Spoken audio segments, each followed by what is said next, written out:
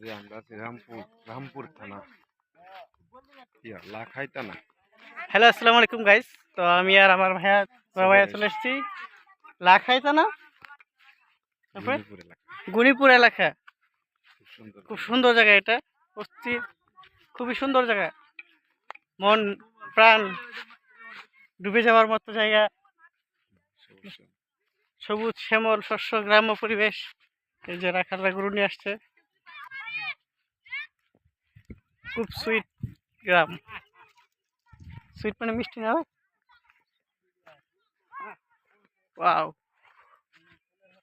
মোবাইলের ক্যামেরার মধ্যে তো সুন্দর দেখা যায় না, তো বাস্তবে অনেক সুন্দর।